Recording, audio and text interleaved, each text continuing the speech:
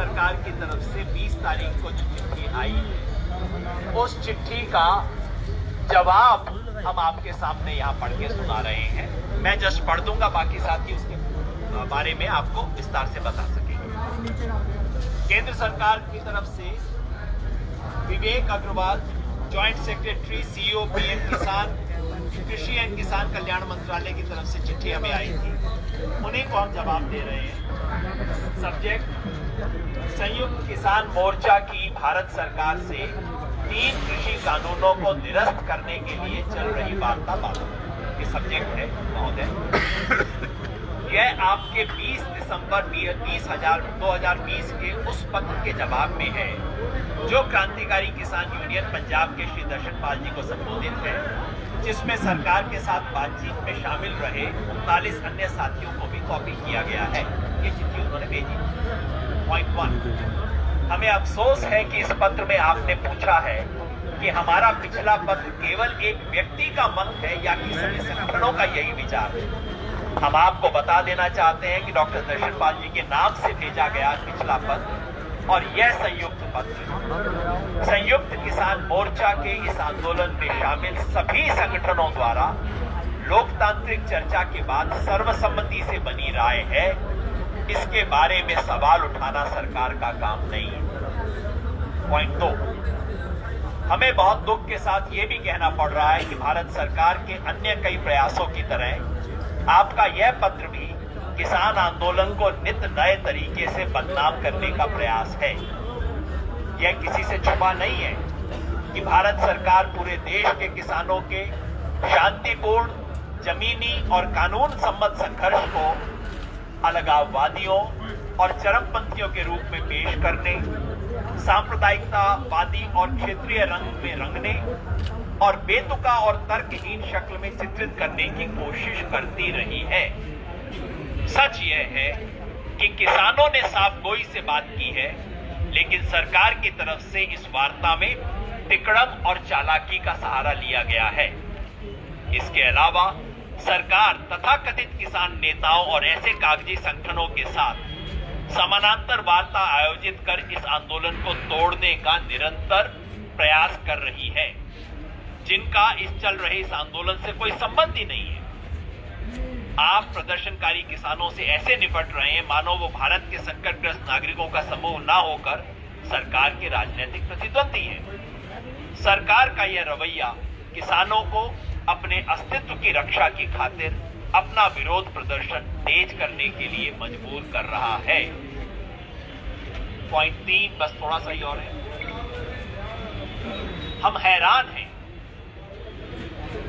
कि सरकार अब भी इन 3 कानूनों को निरस्त करने के हमारे तर्क समझ नहीं पा रहे, क्योंकि चिट्ठी में उन्होंने लिखा था कि आप कह क्या रहे हो हमें पता नहीं लगा। किसानों के प्रतिनिधियों ने 3 केंद्रीय कृषि अधिनियमों की नीतिगत दिशा, दृष्टिकोण, मूल उद्देश्यों और संवैधानिकता के संबंध में बुनियादी मुद्दों को उठाते हुए इन्हें निरस्त करने की मांग की है, लेकिन सरकार ने चालाकी से इन बुनियादी आपत्तियों को महज कुछ संशोधनों की मांग के रूप में पलट के पेश करना चाहा है। हमारी कई दौर की वार्ता के दौरान सरकार को स्पष्ट रूप से बताया गया कि ऐसे संशोधन हमें स्वीकार नहीं है। 5 दिसंबर 2020 को सरकार के संशोधन के मौखिक प्रस्ताव को खारिज करने के बाद हमें बताया गया था कि सरकार के साथ ऊपर चर्चा के बाद ठोस प्रस्तावों को हमारे साथ साझा किया जाएगा। हमें आज तक इस तरह के कोई नए ठोस प्रस्ताव प्राप्त नहीं हुए हैं। आप जानते हैं कि आपने 9 दिसंबर 2020 को जो लिखित प्रस्ताव भेजे थे, वो 5 दिसंबर की वार्ता में दिए गए उन्हीं मौखिक प्रस्तावों का दोहराव भर है, जिन्हें हम पहले ही खारिज कर चुके हैं। आप यह भी जानते हैं कि आपके प्रस्ताव में अनिवार्य वस्तु संशोधन कानून का जिक्र तक भी नहीं है। हम फिर साफ कर दें कि हम इन तीनों कानूनों में संशोधन की मांग नहीं कर रहे, बल्कि इन्हें पूरी तरह निरस्त करने की मांग कर रहे हैं। ये तो 3 उसके बारे में है।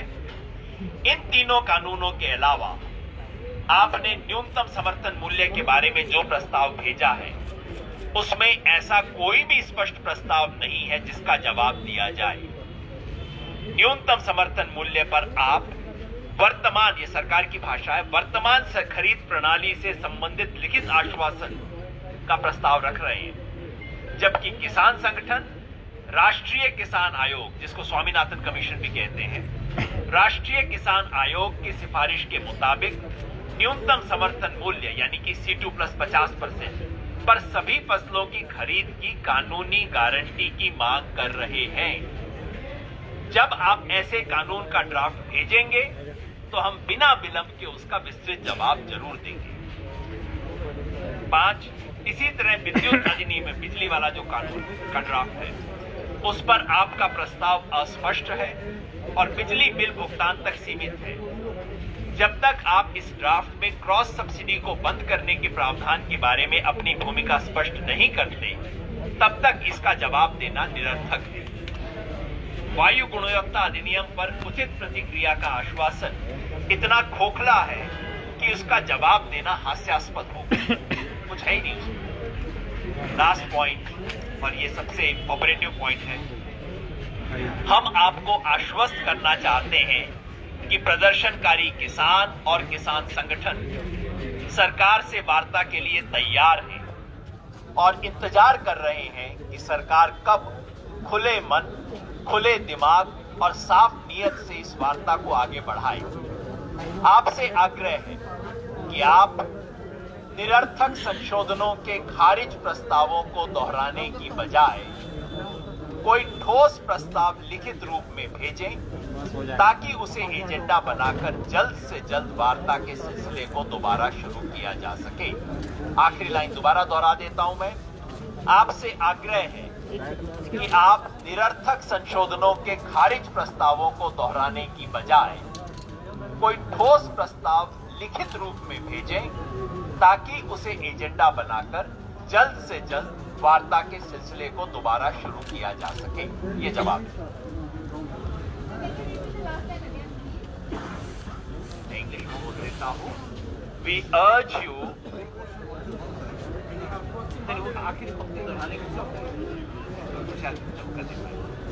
we urge the government not to repeat those meaningless amendments which we have already rejected, but come up with a concrete proposal in writing so that that can be made an agenda and the process of negotiation can be started as soon as possible.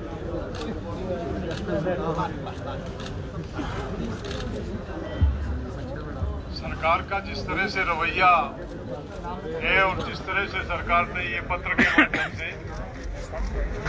मैं युद्धवीर सिंह, भारतीय किसान union का राष्ट्रीय महामंत्री हूँ। सरकार ने जिस तरह से ये प्रक्रिया अपनाई है, कोई नौसिखिया भी समझ सकता है कि सरकार इस मामले को लंबा करके लटकाना चाहती है और कहीं ना कहीं किसान का मनोबल तोड़ना चाहती है। किसान बहुत ही साफ तौर पे सरकार को अनेक बार बता चुके हैं कि तीनों कानून वापस लिए बगैर उससे कम के कोई समझौता और बातचीत के कोई तैयार हम नहीं है। तो बार बार इस तरह का पत्र लिख के और उस बात को लंबा खींचने का ये एक उनका षड्यंत्र मात्र हम मानते हैं। सरकार इस मामले को बहुत ही हल्के में ले रही है। 60% देश की जनसंख्या का प्रतिनिधित्व करता है ये किसान आंदोलन। केवल अन्न पैदा नहीं करता किसान इस देश की चारों तरफ एक सुरक्षा का घेरा किसान के बेटे बनाते हैं। उन जवानों को भी ये किसान तैयार करता है। कहीं ना कहीं सरकार इस आग से खेल रही है। इसके दुष्परिणाम देखने को मिल सकते हैं। उन बच्चों का भी मनोबल टूट रहा है जिनको ये पता उनके भाई, उनके बाप, उनकी माएँ आज दिल्ली में अपनी समस्या के लिए दिल्ली के दरवाजे पे दस्तखत दे रही है और सरकार एक महीने से उनको नजरअंदाज कर रही है। तो मैं चेतावनी देता हूं सरकार को कि सचेत हो सरकार इसको संज्ञान में ले और सरकार ये जो किसान यहाँ पे आए हैं इनको सहसम्मान इनकी बात को सुन के निराकरण करे। यही मेरा कहना। नमस्कार, शिव कुमार काजी, मध्य प्रदेश। किसान मंडी सब चाहिए क्या ये ना पे देखिए हाँ दो थोड़ा आगे 5वें राउंड से जो आपकी बात हमारी कृषि मंत्री जी के साथ तो उन्होंने मंत्री के बाद अरे दोनों को पीछे किया नहीं वो भी भी करना है मैं वो बस बोल कर रहा हूँ उसको भी देख लो यार फिर से रिपीट करूँ। हाँ सर एक बार फिर से बोल दीजिए। देखिए जब 5वें राउंड कृषि मंत्री जी के साथ चर्चा हो रही थी लंच के बाद वो ये जानना चाहते थे कि इसमें क्या क्या प्रॉब्लम है। हम केवल प्रॉब्लम जानना चाहते हैं तो हम लोगों ने बड़े मन के साथ मैं कहा कि ना हमको जब ये कानून चाहिए नहीं तो क्यों बताएं प्रॉब्लम हमारे कुछ प्रॉब्लम को शेयर करते हैं। और सबसे बड़ी बात एक पूरे कानून में एक बात पूरी रूप से है कि ये कॉर्पोरेट को एग्रीकल्चर में प्रवेश कराने का एक षड्यंत्र है। तो कुछ चर्चाएं हुई कुछ बिंदुओं पर। ठीक आखिरी राउंड जब अमित शाह जी के साथ हुआ तब ये चर्चाएं उन्होंने कहा कि आपको कहाँ कहाँ प्रॉब्लम है तो उनसे दो कहा हम लोग कि हम कोई भी चर्चा नहीं करना चाहते हैं किसी भी बिंदु पर। एक तीनों कानून है किसानों की डेथ का फरमान है इसको कैंसिल करिए आप। ये हमारे लोगों ने 13 लोगों की कमेटी की बैठक के साथ कहा। उन्होंने फिर भी कहा कि देखिए हम कुछ प्रपोजल भेजते हैं अब आपको प्रपोजल भेजना है तो स्वागत है भेजिए मगर हमको तो एक काले कानून तीनों को कैंसिल करना है। उनका प्रपोजल आया इसी के आसपास की 4-5 राउंड में क्या बातचीत हुई क्या क्या संशोधन चाहते हैं। हम संशोधन जब चाहते ही नहीं है। ये सबसे पहले अमेरिका में यूएस में कानून लागू हुआ अब वहाँ केवल एग्रीकल्चर 2% रह गई है उसकी स्टडी करें। वहाँ का किसान भी सुसाइड कर रहा है। वहाँ 5,616 स्कूल बंद हो गए गांव उजड़ गए गांव के गांव शहरों में आ गए बेरोजगार लोग हो गए जमीनें वहाँ की अधिकांश नीलाम हो गई। केवल बड़े किसान बचे हैं वो कॉन्ट्रैक्ट फार्मिंग के लिए मजबूर हो गए। तो ये पूरे देश को मजदूर बनाने की एक बड़ी भारी योजना है। इसलिए हमको ये तीनों कानून नहीं चाहिए। आप इन्हें निरस्त कर दें और सरकार से निवेदन करते हैं प्रार्थना करते हैं जिद छोड़े अन्नदाता सड़कों पर कड़कती ठंड में पड़ा हुआ है। ये हमारी मांग है। एमएसपी पर कोई चर्चा 5-6 राउंड में हो नहीं पाई है। एमएसपी एक बड़ा विषय है समर्थन मूल्य भी उस पर भी चर्चा होना है। तो सरकार से अनुरोध है पत्र जा रहा है कि बड़े मन के साथ वो किसानों को बुलाएं और एमएसपी सहित 3 कानूनों को तत्काल निरस्त करें। सुप्रीम कोर्ट ने भी कहा है चीफ जस्टिस साहब ने भी सॉलिसिटर जनरल से कहा है कि अगर ये 1 साल के लिए सस्पेंड करके अच्छा माहौल बनाकर वार्ता की जाए तो परिणाम अच्छे आएंगे। तो सरकार को एक अच्छा माहौल बनाना चाहिए ऐसी हमारी प्रार्थना और अच्छे माहौल में ही वार्ता हो पाएगी। डायलॉग से निश्चित तौर से समाधान निकलेगा। धन्यवाद।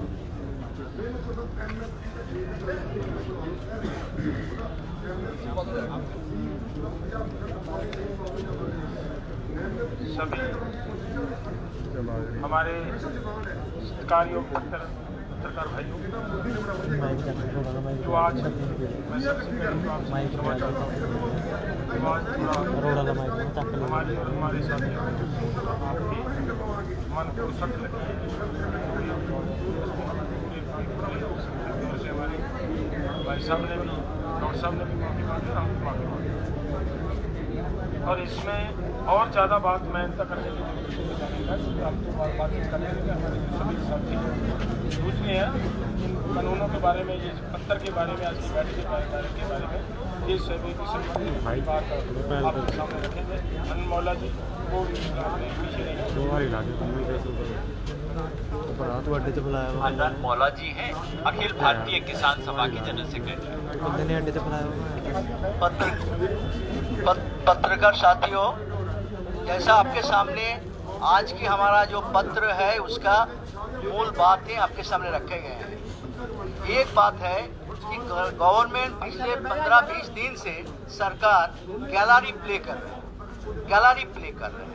ये वो बहुत चाहते हैं चर्चा हम किसान आड़े रहे। इससे ज्यादा झूठ नहीं हो सकता।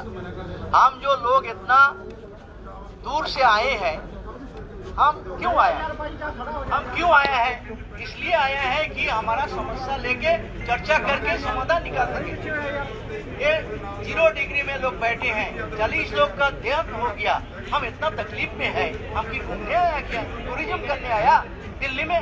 हम समाधान सोचा था, मगर सरकार लगातार हमारा साथ धोखा करता है। एजेंडा में नहीं जा रहा है। पहले दिन से हम बोला क्यों हमको दावत दिया, एजेंडा क्या है? आज तक सरकार को एजेंडा नहीं दे रहा है और अपना जो झूठे बातें हैं, अपना जो कोई बातें दोहराते हमको थकान आ गया। तो चाहता है हम थक जाएंगे और ठंडा में आखिर में लोग चले जाएगा और आंदोलन इस तरह टूट जाएगा।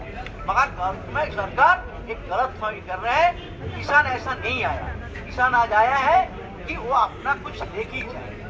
एक सरकार ना सोचे कि इस परिस्थिति में उसको तंग कर देंगे और आंदोलन टूट जाएगा। आज ही आंदोलन पंजाब, हरियाणा, दिल्ली के नहीं है, आज पूरे हिंदुस्तान का आंदोलन है। पूरा देश 8 तारीख जब भारत बंद हुआ था, 30 करोड़ लोग इसमें समर्थन किया था। तो पूरा हिंदुस्तान का किसान और मजदूर इसको समर्थन किया है। आंदोलन पूरा देश में चल रहा है। आज भी कलकत्ता में विशाल रैली हो गया, लाखों हजारों लोग का। 29 तारीख पटना में रैली है, राजभवन में। झारखंड में रैली हो गया। 29 तारीख चेन्नई में रैली होने जा रहा है, हर राज्यों में। और कल महाराष्ट्र में जो हुआ, आपको मालूम है, अदानी अंबानी का जो कॉम्प्लेक्स है, वहाँ 15 से 20 हजार किसान वो बॉम्बे उसको घेर के चेतावनी दी, अदानी अंबानी को सामान को बाइकाट करो। बाइकाट का मतलब शांतिपूर्ण रूप से उसका दुकान, उसका मॉल, उसके सामने हम पिकेटिंग करके लोग के बोलेंगे ये 2 लुटेरा किसान को लूटने चाहता है, ये लुटेरा का सामान खरीद मत करो। अपील करेंगे लोगों से शांतिपूर्ण रूप से। ये बाइकॉट, ये भी हिंदुस्तान का जनवादी आंदोलन में नया है। सरकार का किसान विरोधी नीति के खिलाफ लड़ाई है और अदानी अंबानी को, किसान को ठगा के लूटने का। न्यूनतम समर्थन मूल्य मिलने वाला बोनस राज्यों पर रोक लगाई। दूसरा, 2018 में प्रधानमंत्री अन्नदाता आय संरक्षण अभियान के नाम से एक स्कीम लाए, जिसको बताया अम्ब्रेला स्कीम और बताया सुरक्षा कवच, और उसमें व्यवस्था की उसकी गाइडलाइन में कुल उत्पादन में से 25% से ज्यादा उत्पादन जो तेलन और दलहन का है, जिनका दोनों का आयात होता है बाहर से, वो नहीं खरीदी जाएगी। यानी 75% उपज खरीद की परिधि से बाहर कर दी। तो 75% उपज के लिए न्यूनतम समर्थन खत्म कर दिया। तो अभी सरकार कह रही है न्यूनतम समर्थन चालू रहेगा, चालू है, आगे भी रहेगा। इस ढंग का अविश्वास का वातावरण सरकार छोड़े, झूठ बोलना छोड़े और प्रधानमंत्री अन्नदाता और वो भी आय संरक्षण, उसके नाम पे किसानों की आय पे कुल्हाड़ी चलाना, ये सरकार काम कर रही है। तो अब तक सरकार ने जितने भी काम किए इसी ढंग से काम किए। तो हम सरकार को चेतावनी देना चाहते हैं, सरकार किसानों का धान हो, बाजरा हो, मक्का हो, जिनका भी सरकार ने न्यूनतम समर्थन घोषित किया है, वो न्यूनतम मूल्य तो दे दो, उसकी खरीद की व्यवस्था कर दो। यदि नहीं देते हो, डिफरेंस अमाउंट दे दो। नहीं देते हो तो ये कह दो इससे नीचे अनाज नहीं बिकेगा। घोषणा तुम कर रहे हो और संसद में कह रहे हो ये हमारी गारंटी है, न्यूनतम समर्थन गारंटी का कानून है। तो तुम्हारी गारंटी फुलफिल करो ना भाई। गारंटी भी दे रहे हो, पूरा भी नहीं करे, ये किसानों के साथ धोखा है। इस धोखे को किसान सहन नहीं करेंगे। इसलिए आज किसान कमाई छोड़कर लड़ाई को विवश है, घर बार छोड़कर सड़क पर बसें बनाने को विवश है। और ये पूरे हिंदुस्तान का चित्र है। आज चाहे कोई किसान घर में है, चाहे सड़क पर है, हर किसान आंदोलित है, सब किसानों के आंदोलन है। इसलिए सरकार जल्दी चेते और अन्नदाता कहते हुए भी इसके साथ ऐसा व्यवहार नहीं करे कि हम तो सम्मान निधि दे रहे हैं। अरे तुम सम्मान निधि देते हो 6000, हमारा बाजरा खरीदना 10 क्विंटल, 10,000 एक्स्ट्रा मिल जाएंगे। तो अब 10,000 हमका 6,000, इसलिए 10,000 हमारी जेब काट कर 6,000 देने की बात करती है सरकार। इसलिए मैं कहना चाहूंगा, सियासत पर हुकूमत उस तरह राज करती है, आंखें फोड़ती है और चश्मा दान करती है। धन्यवाद, सभी को राम राम।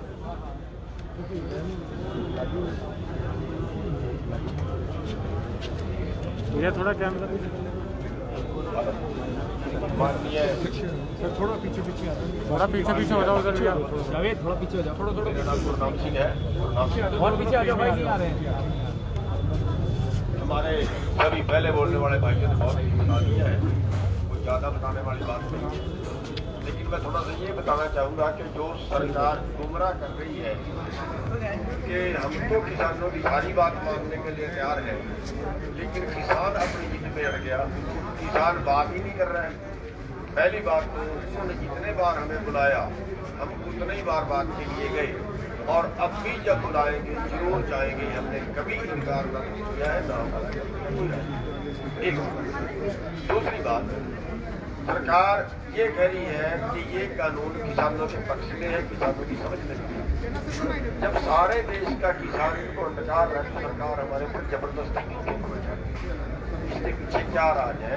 हम अपना भला नहीं करना चाहते, सरकार जबरदस्ती। अगली बात मैं कहना चाहूँगा कि बड़ा प्रचारित कर रहे हैं कि तीनों कानून ठीक है, हम मानने के लिए तैयार हैं, और एमएसपी तो जैसे है वैसे रखेंगे। एमएसपी तो तोड़ ही नहीं रही है, एमएसपी की तो गुमराह कर रहे हैं लोग। हमने 8 तारीख की मीटिंग में अमित शाह जी से सवाल किया था, बड़ी अहम बात है। अमित शाह जी से सवाल किया था कि एमएसपी के दो मतलब हैं, एक तो एमएसपी तय करना और दूसरा है एमएसपी पर खरीदना। आप तय तो करना जारी रखेंगे, है तो मक्के का उन्होंने 1850 कर दिया, लेकिन 1850 में खरीदा क्या? पूरे देश में 1 क्विंटल नहीं खरीदा। तो हमने उनसे यह सवाल किया कि आप एमएसपी तय तो करेंगे, लेकिन क्या एमएसपी पे आप खरीदेंगे?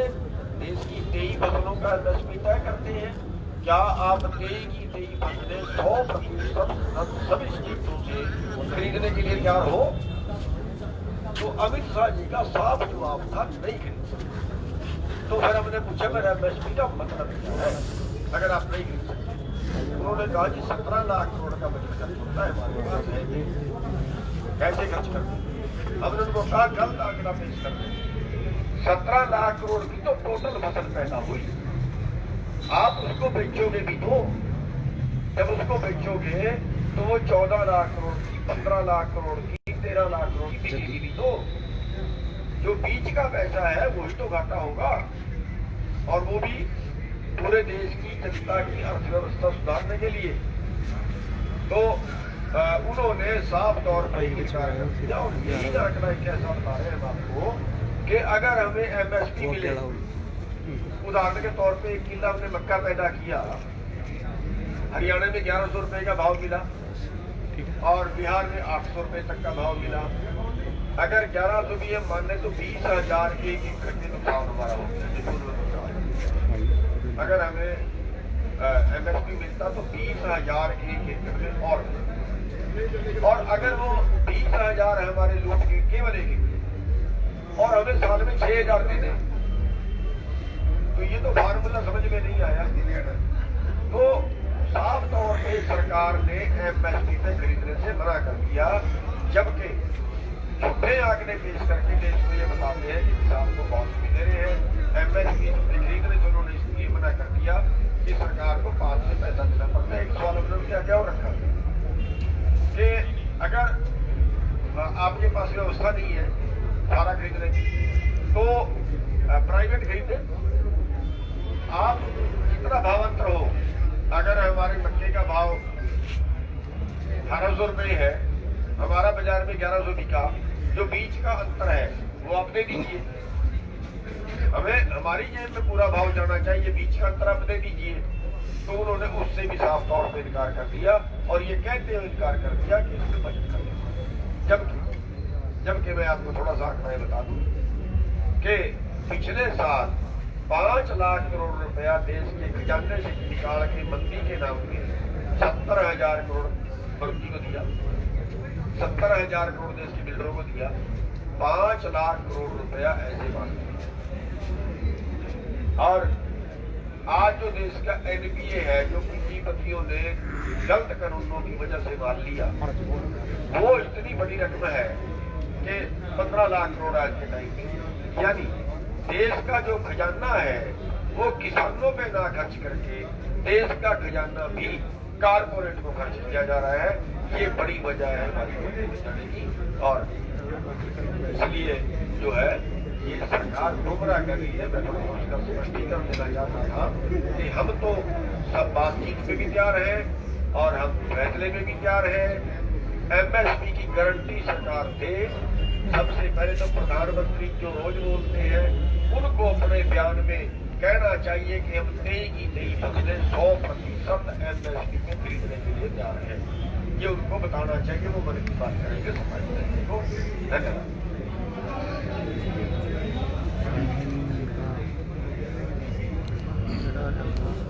सर जी पीछे पीछे हो भैया, थोड़ा थोड़ा पीछे हो जाओ। हेलो सर, पीछे पीछे हो जाओ भैया। अपने जो आप सवाल करना है मेरा सवाल करंट सिचुएशन ਜਿਹੜੀ ਗਾਜ਼ੀਪੁਰ ਬਾਰਡਰ ਜਿਹੜਾ ਯੂਪੀ ਨਾਲ ਗਾਜ਼ੀਪੁਰ ਬਾਰਡਰ ਲੱਗਦੇ ਤੇ ਉੱਥੇ ਪਿਛਲੇ 2 ਦਿਨਾਂ ਪਰਸੋਂ ਰਾਤ ਤੋਂ ਲੈ ਕੇ ਕੱਲ 12 ਦਿਨ ਔਰ ਸਾਰੀ ਰਾਤ ਯੂਪੀ ਪੁਲਿਸ ਦਾ ਰਿਪੋਰਟਡਲੀ ਤਸ਼ੱਦਦ ਹੋਏ ਜਿਹੜੇ ਕਿਸਾਨ ਭਾਈਚਾਰਾ ਜਿਹੜਾ ਗਾਜ਼ੀਪੁਰ ਬਾਰਡਰ ਤੋਂ ਵੱਧ ਰਹੇ ਤਕਰੀਬਨ ਕਈ ਸੈਂਕੜੇ ਟਰਾਲੇ ਜਗ੍ਹਾ ਜਗ੍ਹਾ ਤੇ ਰੁਕੇ ਨੇ।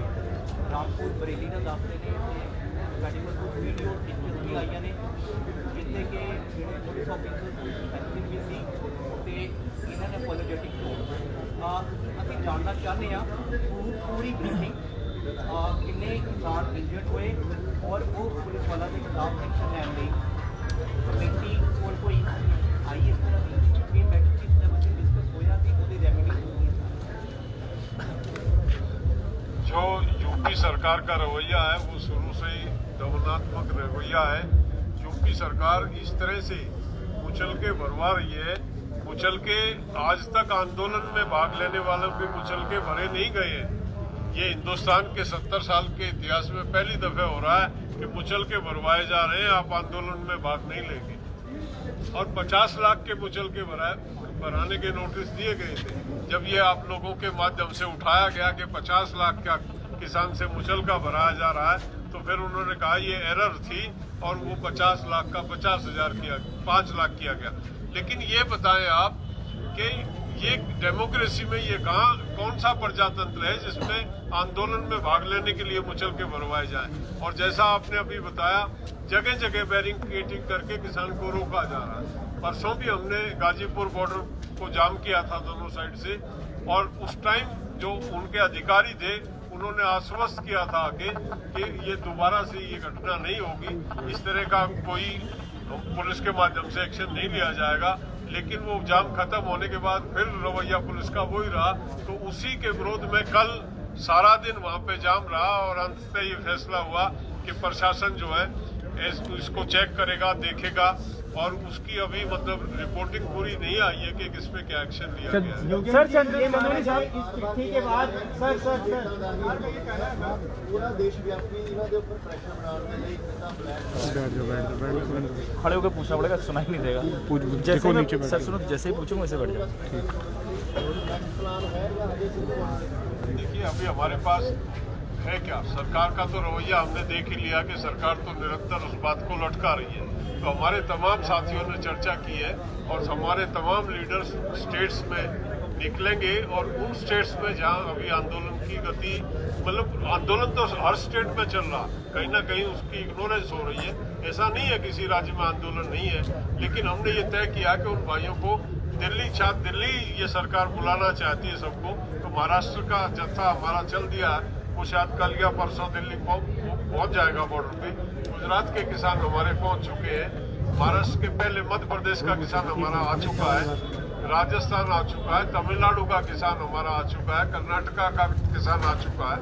तो ऐसा नहीं है सरकार को नहीं पता, सरकार की इंटेलिजेंस है, काम करती है, पता है सरकार को, लेकिन वो देश के सामने एक ऐसी पिक्चर रखना चाहती है कि ये तो उत्तर भारत में भी कुछ राज्यों का आंदोलन है। पूरा राजस्थान वहाँ इकट्ठा हो गया, योगेंद्र जी वहाँ संभाले हुए मोर्चा NH8 पे, पूरा राजस्थान का किसान दिन प्रतिदिन तादाद बढ़ती जा रही है।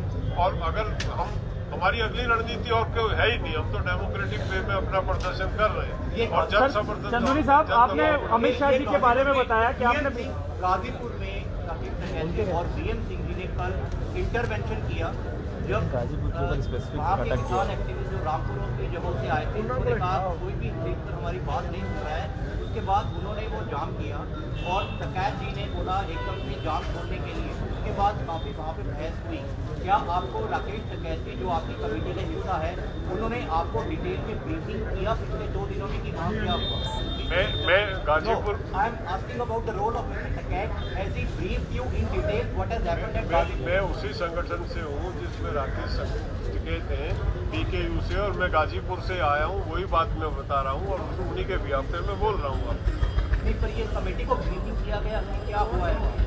वो सारा हमारा इंटरनल मैटर है। हमने हमारे साथी हैं, हो सकता है किसी भाई को कोई ऐसी फीलिंग हुई आपस में, लेकिन कहीं कोई ऐसा। सर, आपने अमित शाह जी के बारे में बात किया और आपने बताया 8 दिसंबर को जो मीटिंग हुई थी आपने उनसे बोला कि MSP पर सारी खरीद होनी चाहिए। तो आपने बताया कि खरीदना और बताना ये 2 अलग अलग चीज़ें हैं। तो आप ये बोल रहे हो कि अमित शाह जी ने उस समय मना कर दिया हम खरीद नहीं सकते हैं। तो क्या वो मैं ये मानूं या हम लोग ये माने कि सारे क्रॉप्स के लिए उन्होंने मना कर दिया, या कोई स्पेसिफिक कोई फसल थी जिसके बारे में उन्होंने बोला? क्योंकि बहुत बड़ी चीज़ है कि अगर उन्होंने आप लोग से मीटिंग में ये बोल रहे हैं कि हम खरीद नहीं सकते, केवल अनाउंस करेंगे, तो इसका मतलब हम क्या माने सर? इसको थोड़ा सा सर देखिए, हमने उनसे कहा था कि 23 फसलों का आप MSP तय करते हैं। 23 फसलें जितनी पूरे देश में पैदा होती है, क्या आप वो सभी MSP पे खरीदोगे? 23 उन्होंने कहा नहीं खरीदेंगे। कितनी खरीदोगे? उन्होंने कहा जैसे पहले खरीद रहे हैं। जैसे पहले खरीदने का मतलब है कि हरियाणा और पंजाब से धान और गेहूं केवल 2 फसलें खरीद रहे हैं और बाकी नाम मात्र खरीदते हैं जितनी PDS में जरूरत होती है। जैसे मक्का सारे देश में नहीं खरीदा, जैसे चना 25% खरीदा, जैसे बाजरा थोड़ा सा खरीदा, और बाकी प्रदेशों में तो बिल्कुल नहीं खरीदा। अगर हम उत्तर प्रदेश की बात करें, बिहार की बात करें, उत्तर प्रदेश में धान बिका है 1100-1200, उत्तराखंड का यही हाल है, बिहार का यही हाल है। और कोई भी फसल, यानी आंकड़ा कुल मिला के ये बताता है कि 6% के करीब फसल, और 6% के करीब फसल जो हमारा कुल उत्पादन है उसका MSP पे खरीद रहे हैं। और उसको जो है हम ये कह रहे हैं, हमारा आंदोलन ये है कि वो 6% में 100 किलो में अगर 6 किलो खरीद ली, 10 किलो भी खरीद ली, तो क्या मतलब हुआ MSP का? वो जो घाटा हमें हो रहा है वो हमारे टोटे का कारण है, वो हमारी कर्जे का कारण है। भाई 100 किलो हमने पैदा किया तो 100 किलो ही आप खरीदिए। 17 लाख करोड़ का माल हमने पैदा किया तो 17 लाख करोड़ का आप खरीदिए। उसमें ये ना हो 17 लाख करोड़ के हमारे पास 12 लाख करोड़ बटे। जी, मौखिक बयान है, मौखिक जो हमारे सवाल जवाब हुए उसकी बात कर रहा हूँ। और अब भी वो अगर सच्चे हैं तो अनाउंस कर दें। सर, सीधा एक सवाल ये है कि जो 20 तारीख को चिट्ठी आई है, अब आप इसके बाद नहीं जाएंगे, आपने तय किया, या नया प्रस्ताव सरकार देगी तब आप जाएंगे? थोड़ा सा और साफ कर। हमने तो बिल्कुल स्पष्ट कहा है। आखिरी पैरा क्या कहता है? एग्जैक्टली ये कहता है हम बातचीत के लिए तैयार हैं, हमेशा रहे। हमारे साथियों ने बताया हम तैयार हैं। आप इसके बारे में कोई कंक्रीट, सिर्फ वो जो संशोधन के प्रस्तावों को दोहराने की बजाय आप कोई कंक्रीट प्रस्ताव भेजो, हम उस पर रेस्पॉन्ड करने के लिए तैयार हैं। हमारी तरफ से नहीं है जी। एक बात, ये जो सॉरी एक सवाल और इनका था।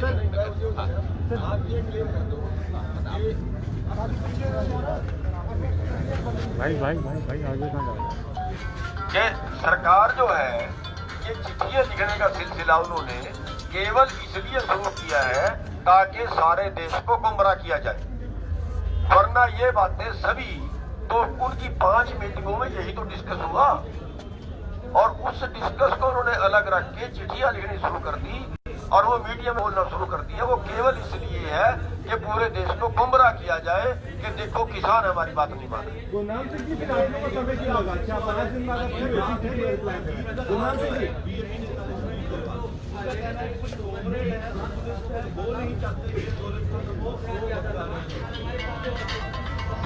इन साथियों ने भी पूछा था कि आंदोलन को हाईजैक कर लिया गया है। आपके सामने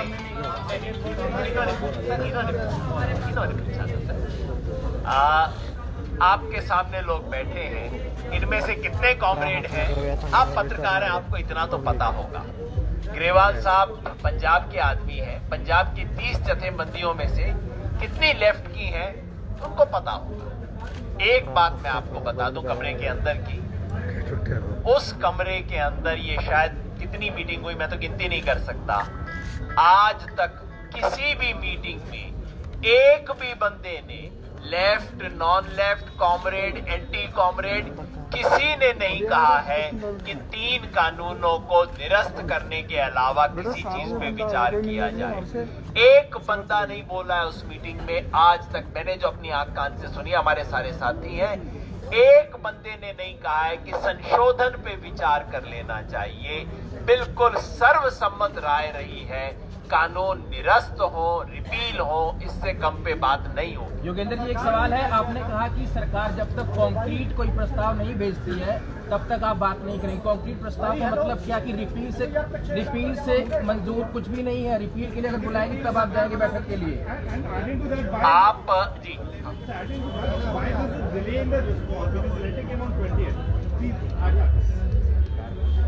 हमारे दोस्त पहले सवाल उन्होंने पूछा है, लेटर बिल्कुल साफ साफ लेटर ये नहीं कह रहा हम बात नहीं करेंगे।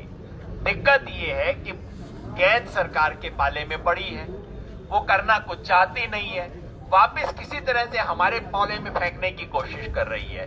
इस चिट्ठी में हम सिर्फ सरकार को याद दिला रहे हैं कि गेंद आपके पाले में पहले भी थी, आज भी है, कुछ कर लो ना। 5 तारीख को उन्होंने हमारे को मौखिक रूप में सब बातें कही, हमने वहीं खारिज कर दिया, कहा इसमें तो बात ही नहीं हो सकती। उन्होंने कहा ठीक है, हम हायर अप के पास जाएंगे, फिर आपके पास ठोस प्रपोजल भेजेंगे।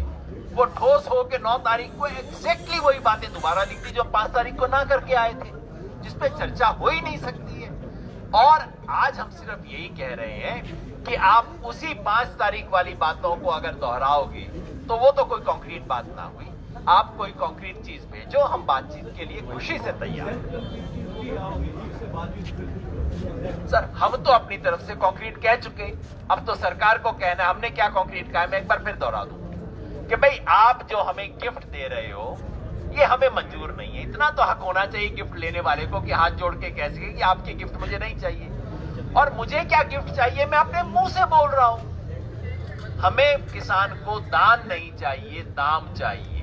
हमारी फसलों की रेम्यूनरेटिव प्राइस जो कि आपके सरकार के कमीशन ने तय की है, उसकी हमें लीगल गारंटी चाहिए, जो कि मोदी जी ने 2011 में वायदा किया था, मांगा था।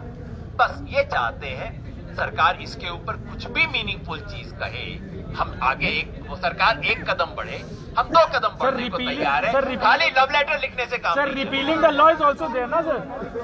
सर, लॉ को भी तो खत्म करने की डिमांड है। भाई बैग के पीछे पीछे पे लाइव क्रिएट कर। अरे सुनाएंगे, खड़े हो जाते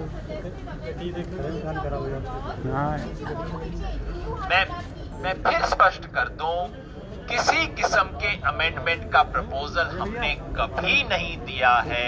सरकार ने चालाकी से पहले हमसे कहा, अच्छा आपको प्रॉब्लम क्या है, आप कह रहे हो रिपील कर दो, हमें बताओ प्रॉब्लम क्या है। हमने गिना दी 10 प्रॉब्लम ये है। उन्होंने कहा किसानों ने हमसे 10 अमेंडमेंट मांगे, कभी नहीं मांगे हमने, कोई 10 अमेंडमेंट नहीं मांगे सरकार से, 2 अमेंडमेंट नहीं मांगे। हमने कहा आप इसे रिपील करो, उसके ये ग्राउंड है। अब उन्होंने कहा किसानों ने अमेंडमेंट मांगे, देखो हमने ये मान लिया, ये मान लिया, ये मान लिया। ऐसा कोई प्लान बी ना हमारे पास है, ना हम रखना चाहते। हम यहाँ पे फतह करने के लिए आए हैं। सर आपने बोला कंक्रीट, सर आपने बोला कंक्रीट प्लान का। सर आप मेरे को बताओ कॉमन सेंसिकली, जो बंदा कहे कि तेरे को मेरी गिफ्ट लेनी पड़ेगी, वो जिद्दी है। जो दूसरा हाथ जोड़ के कह रहा है कि मेरे को आपकी गिफ्ट नहीं चाहिए, वो जिद्दी। आप बताओ सर, आपने बोला कंक्रीट प्रपोजल के बारे में। कंक्रीट प्रपोजल, अगर प्रपोजल होगा तो वो प्रपोजल एक तरीके से फॉर्मेट में होगा, तो हम कंक्रीट प्रपोजल को यस और नो में ही माने, सरकार आपको यस या नो में ही जवाब दे, तभी होगा ना सर? सरकार का कंक्रीट प्रपोजल क्या हो ये मैं बताने वाला कौन होता हूं? हमने तो अपनी बात बिल्कुल क्लियर उनको कह दी। अब उसके बाद अगर वो कच्चा दे के सिर्फ उसी बातों को बार बार घुमाएं, उसको घटाएं, तो ये तो कोई कॉन्क्रीट बात नहीं हुई ना। उन्होंने हमें प्रॉमिस किया, जब मौखिक बात हुई, मौखिक बात पे हमने ना कर दी, उन्होंने कहा ठीक है हमें समझ आ गया, अब हम हायर अप के पास जाएंगे और आपके पास कोई कॉन्क्रीट चीज लेके आएंगे। वहां जाके भी वही चीज दोहरानी थी, तो हम यही कह रहे हैं उसकी रिपीटेशन ना करो, आप कुछ कॉन्क्रीट लेके आओ। यादव जी, मेरा सवाल आपसे, आप सबसे है, आप सरकार को ये क्यों नहीं कहते, डेडलॉक ये जो लगा हुआ है, आप सरकार को ये क्यों नहीं कहते कि जो आपका गारंटी है उसको उठाने का अकाउंटेबिलिटी तो सरकार की बनती है, और एग्रीकल्चर एक स्टेट सब्जेक्ट है, और एमएसपी जो इम्प्लीमेंटेशन ये सारा स्टेट का अकाउंटेबिलिटी है, वो तीनों कानून रिपील किए बिना लागू ही नहीं किए जा सकते। मतलब laws itself are totally contradictory to your demand. Why don't you just say in as many words to the government? हमने ये सवाल इसकी कॉन्स्टिट्यूशनैलिटी वाला, शायद मैं आपकी बात की कॉम्प्लेक्सिटी नहीं समझ पाया हूँ ji. Question that MSP cannot, MSP का जो एंटायर जो आपका कॉन्सेप्ट है वो रिपील किए बिना नहीं इम्प्लीमेंट हो सकता। इस पे आपका क्या कहना है? मेरे ख्याल में आपकी बात में और हमारी बात में फर्क नहीं है। मेरे को जो समझ आया, कोई उसमें अगर बारीकी या नुक्ता होगा तो शायद समझ नहीं आया होगा।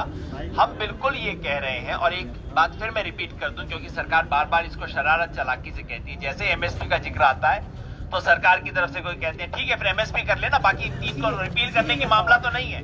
हम बिल्कुल स्पष्ट कहते हैं इन तीनों को रिपील किया जाए और एमएसपी पर किसान को लीगल गारंटी मिले स्वामीनाथन कमीशन के हिसाब से। और आपकी बात सही है, एमएसपी पे किसान को लीगल गारंटी मिल ही नहीं सकती जब तक इनको रिपील ना किया।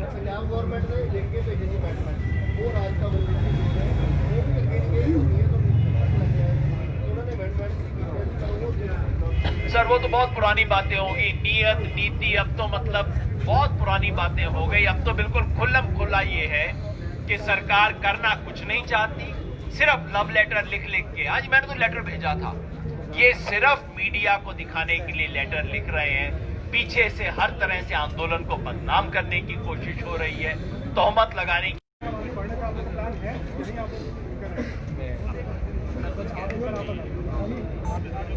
अभी जो 6000 की बात लगातार चल रही है, इस 6000 में 5 आदमी है, 5 आदमियों का परिवार है। एक व्यक्ति के हिस्से में एक दिन में 3 रुपये सम्मान है क्या, जिसका सरकार लगातार प्रचार कर रही है। एक व्यक्ति को 3 रुपये 33 पैसे देंगे सम्मान, ये तो हमारा अपमान है। हम अन्नदाता है, दाता ही बना रहना चाहते हैं, हम हाथ ऐसे फैलाने नहीं चाहते। हम तो कहते हैं हमारी फसल का दाम दो भाई, आपकी हमको जरूरत नहीं दान की, इसलिए दाम दो फसल का, और वो दो जो आपने डिक्लेयर किया है, और उसको आपने कहा न्यूनतम डिक्लेयर करके भी आप वो किसान को देना नहीं चाहते। किस इकोनॉमी की बात कर रहे हो? इसलिए ये सरकार केवल और केवल, आज मैं कहना चाहूंगा, केवल निवेश को आकर्षित करने के लिए, बड़े पूंजीपतियों के हित के लिए काम कर रही है, नाम कर रही है किसान हित का। और आज किसान दिवस है भाई, और किसान दिवस हम ये कहना चाहेंगे, चौधरी चरण सिंह जी का जन्मदिन है। उन्होंने कहा था कि देश के खुशहाली का रास्ता खेत और खलियान की पगडंडी में होकर जाता है। उस नीति में आ जाओ ना, तो निवेश आधारित नीति जो पूंजीपतियों के घर होकर खुशहाली का रास्ता जाता है, जो कभी खुशहाली आ ही नहीं सकती, उस रास्ते को छोड़ो प्लीज, और आप आ जाओ चौधरी चरण सिंह जी के खेत और खलियान की पगडंडी में होकर जाता है खुशहाली का रास्ता, उस और ये कराना सरकार ये करना नहीं चाहती।